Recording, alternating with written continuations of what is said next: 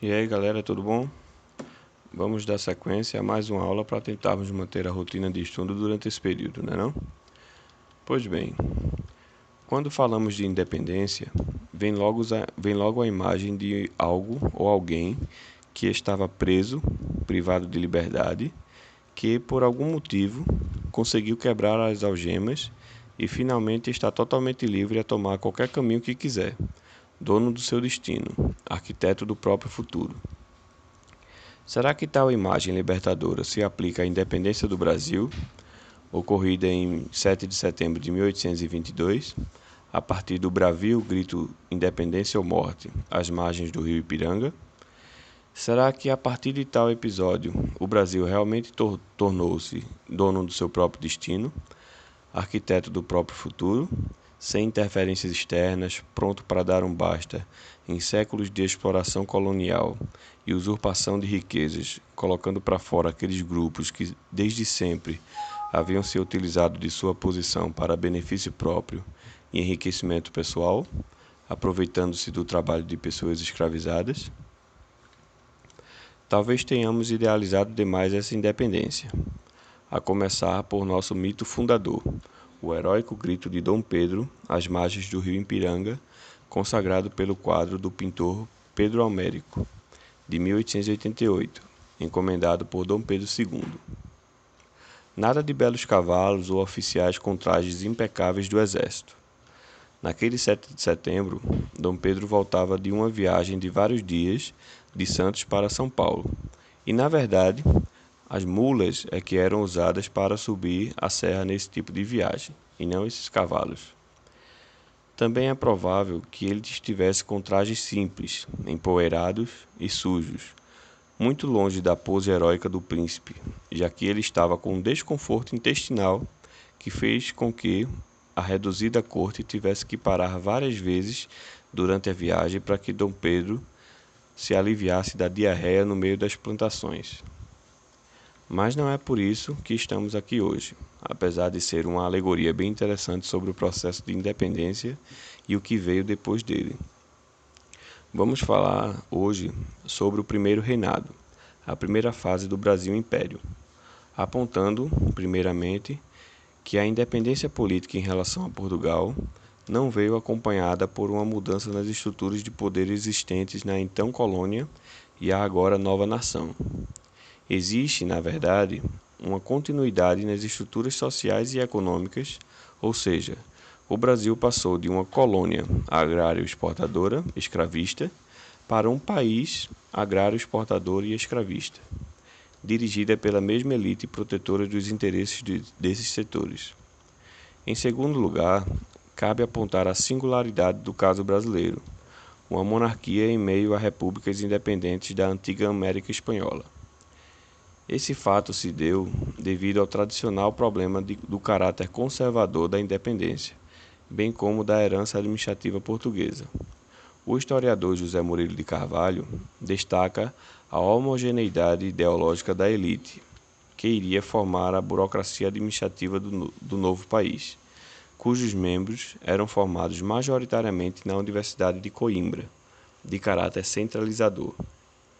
Isso acabou reduzindo os conflitos dentro das próprias elites dirigentes sobre o modelo de dominação política a ser implementado, com feições extremamente conservadoras.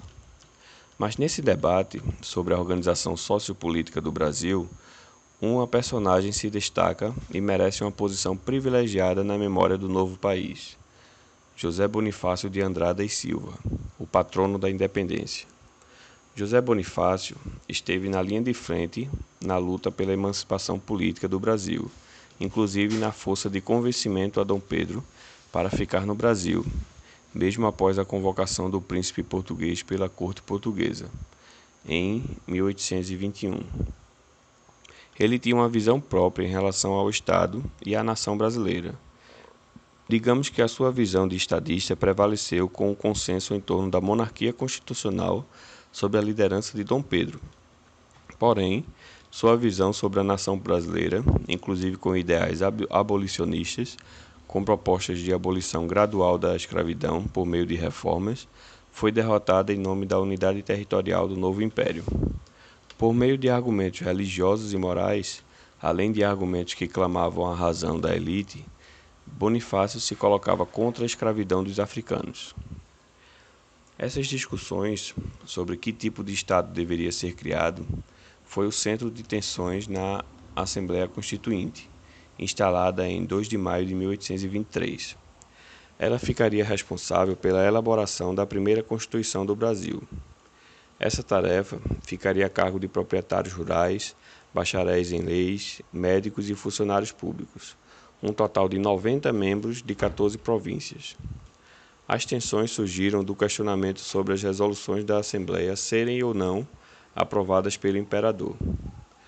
O anteprojeto discutido na Assembleia, inspirado em parte pelos princípios dos filósofos iluministas franceses, apresentava características como o anti-absolutismo, ou seja, a divisão em 3 poderes para limitar os poderes do imperador, a indissolubilidade da Câmara, ou seja, ela não podia ser fechada e desmanchada por uma ordem do imperador, e o veto apenas suspensivo do imperador sobre as decisões do legislativo. O anticolonialismo também pode ser percebido em medidas antilusitanas, como a proibição da participação de estrangeiros em cargos de administração pública, uma vez que muitos portugueses ainda militavam contra a emancipação e a favor da recolonização do Brasil na Bahia, no Pará e na província cisplatina. Outra característica foi o sistema eleitoral atrelado ao poder das elites rurais, expresso no voto censitário, em que o cidadão deveria comprovar determinada renda para garantir o direito a participar das eleições, seja como candidato ou como eleitor. A renda deveria ser comprovada em alqueires de mandioca, por isso o apelido de anteprojeto da mandioca.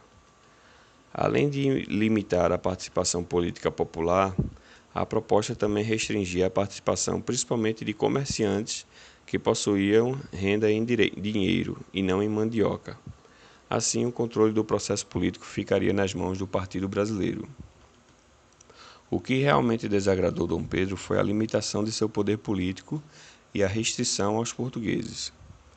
Diante da pressão de Dom Pedro e do agravamento das tensões entre portugueses e brasileiros, em 11 de novembro, a Assembleia se declarou em sessão permanente, no que ficou chamado de Noite da Agonia. Dom Pedro, então, enviou tropas fiéis a ele e declarou o fechamento da Assembleia Constituinte. José Bonifácio e seus irmãos foram exilados na França. O fato é que Dom Pedro não convocou uma nova Assembleia, o que ele disse que faria. Ele nomeou um Conselho de Estado, formado por 10 membros do Partido Português, presidido por ele mesmo. Por fim, foi outorgada, em 25 de março de 1824, a primeira Constituição do Brasil, ou seja, foi outorgada, foi imposta ao país pelo imperador e não promulgada por uma Assembleia Nacional democraticamente eleita. Assim, o Estado que se constituiu no século XIX foi influenciado fortemente pelas concepções político-jurídicas portuguesas. Dessa forma, ele era burocratizado e centralizado, com fortes traços patrimonialistas herdados de Portugal. A Carta outorgada de 1824 apresentava uma inovação política e institucional, inspirada pelo teórico liberal suíço Benjamin Constant. A criação de um quarto poder, o poder moderador, que no caso do Brasil seria exercido exclusivamente pelo imperador, que se tornava o verdadeiro centro de suas decisões, uma vez que era responsável pela nomeação de senadores vitalícios, pelo Conselho de Estado, ministros, presidentes de província e mesmo em membros do judiciário. O voto continuou a ser censitário, porém eliminando-se o critério agrícola para a comprovação de renda.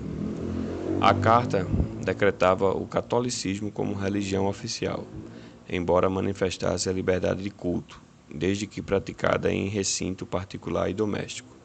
A Constituição também decretava a igualdade jurídica, de acordo com os princípios liberais, além do direito de propriedade privada, enquanto calava quanto à escravidão, evidenciando o interesse de manter a base econômica do Império.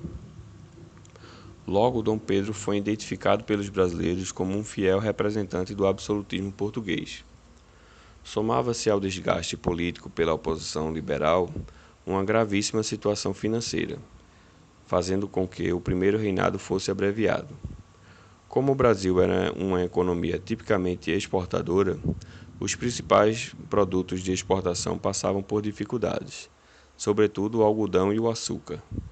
Já as importações estavam nas alturas, com os preços baixos devido à redução das tarifas alfandegárias, tornando o Brasil informalmente uma colônia econômica da Inglaterra, no cenário do imperialismo europeu do século XIX. O dinheiro que se conseguia com empréstimos junto a banqueiros ingleses era gasto na administração do Estado, no combate a guerras internas e externas e para a manutenção do requinte da vida da corte. A falência do Banco do Brasil completou o cenário para a crise econômica do Império. Mas o processo de centralização, em detrimento do desejo de autonomia das províncias, não aconteceu sem resistências.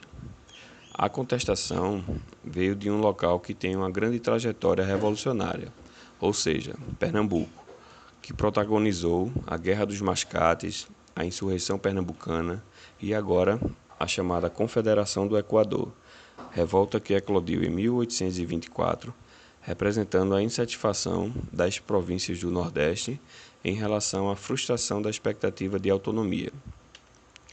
Palco da difusão do espírito federalista, principalmente por meio de jornais pertencentes a Frei Caneca e Cipriano Barata, esse sim era encrenqueiro.